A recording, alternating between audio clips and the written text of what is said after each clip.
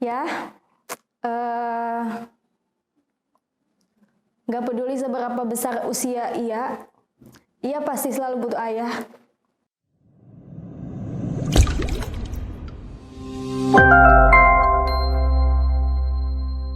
Tanya Muda-Mudi.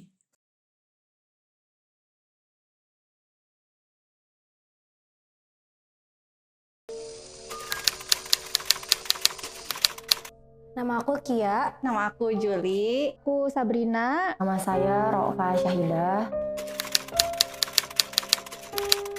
Kalau menurut aku sih ayah itu sosok yang misterius ya. Kalau kata aku, ayah itu adalah kayak superhero. Ayah itu cinta pertama anak perempuannya. Tempat mengadu pertama kali gitu ya. Soalnya dari yang kita lihat gitu, ayah kan selalu kayak yang kuat, yang selalu happy di depan kita gitu. Cuman kita kan nggak tahu what does he really feel gitu kan. Kadang kita nebak-nebak ini sebenarnya ayah beneran seneng nggak sih? Ayah ini beneran lagi happy nggak? Ayah ini beneran kalau ngejokes tuh beneran emang lagi bahagia atau emang untuk menutupi kesedihan dia gitu?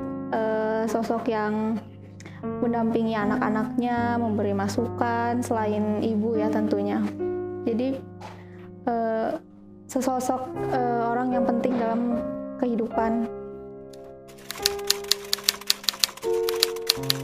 Jawaban utamanya itu bisa nyari nafkah, itu yang paling orang sering sebut gitu kan. Ayah berperan penting dalam mendidik pendidikan dasar edukasi seperti adab dan moral kepada anaknya, juga pendidikan agamanya. Paling penting itu bisa jadi pendengar yang baik bagi anak-anaknya gitu. Kasih sayang seorang ayah, hubungan antara ayah dan anak itu berpengaruh buat kepribadian anak itu nanti ke depannya gimana. Seorang pelindung, ibaratnya itu malaikat ya. Karena gimana ya, orang lelaki pertama yang kita kenal di dunia itu ayah, berarti ayah adalah panutan kita. Nggak harus hadir, tapi setidaknya ada supportnya lah. Mau dari ngucapin selamat atau ngehibur gitu. Yang paling berkesan banget, paling saya ingat sampai saat ini tuh pada saat 2019 ketika saya hendak masuk kuliah, di situ situasinya agak krusial menurut saya. Di satu sisi saya itu lolos perguruan tinggi lewat jalur mandiri, tapi di satu sisi ayah saya jatuh sakit hingga harus dirawat di rumah sakit. Nah itu ada perang batin juga, kayak bagaimana saya harus tetap kuliah, tapi di satu sisi saya juga pengen ayah saya sehat. Dan alhamdulillahnya kita semua bisa melalui kejadian itu dan berhasil bertahan sampai sekarang. Ternyata pas naik motor justru malah memperlambat karena ayah kurang hafal jalan kalau naik motor gitu. Jadi malah nyasar, terus malah jadi telat gitu kan. Terus udah panik gitu kan di jalan. Terus karena akunya panik, aku takut telat, takut malu juga kan diliatin teman-teman baru balik. Kesel, jadi dalam hati tuh malah marah-marah ke ayah gitu kan. Terus pas nyampe, udah bawaannya kesel, udah tinggal salim aja, udah mau pergi gitu kan. Terus ayah malah ngasih uang lagi ke aku gitu. Terus mukanya tuh kelihatan kayak bersalah gitu. Terus aku tuh mikir, aku malah marah-marah gitu kan. Dari tadi malah marah-marah dalam hati. Terus ayahnya juga jadi kayak nggak enak gitu kan. Terus ya udah pas balik ke kamar dulu gitu kan.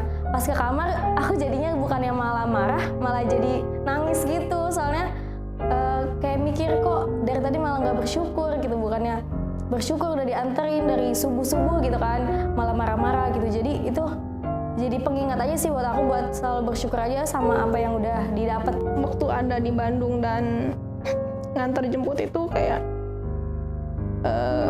apa ya, pengen lagi gitu. Kayak sekarang kan udah di luar kota lagi di Aceh, jadi jarang banget gitu. Itu tuh pas di SMA tuh kayaknya sekitar 2 tahun. 2 tahun terakhir tuh ayah di Bandung sebelum pindah lagi kerja ke luar kota.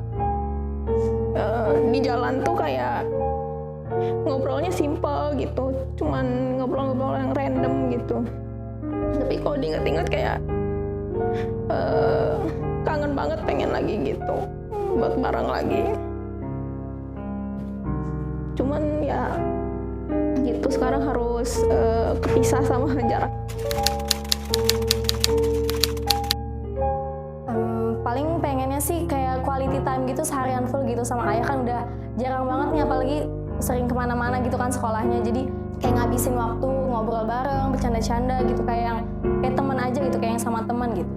Ayahku itu bisa dibilang agrophobia, jadi takut sama keramaian. Paling kita bikin kayak acara kecil di rumah, kayak makan-makan bareng, atau ya ngobrol-ngobrol tentang kejadian lucu, yang pokoknya kan sesuatu bahagia itu nggak harus mahal ya. Bisa dimulai dari hal-hal yang sederhana. Paling yang pengen ya ayah di sini lagi lah gitu.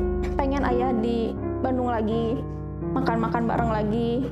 Yang paling penting ntar pas wisuda semoga bisa datang aja gitu, karena kebetulan sekarang kerjanya juga jauh dan susah balik ke Bandung. Ya, nggak peduli seberapa besar usia ia pasti selalu butuh ayah. Jadi, terima kasih banyak ayah, karena sesibuk apapun ayah, sejauh apapun tetap ada waktu, tetap ada tetap memprioritaskan keluarga gitu. Ayah udah selalu berusaha buat memenuhi kebutuhan ia tanpa mikirin kebutuhan ayah sendiri. Semoga aku bisa merealisasikan salah satu harapan papa ke depannya.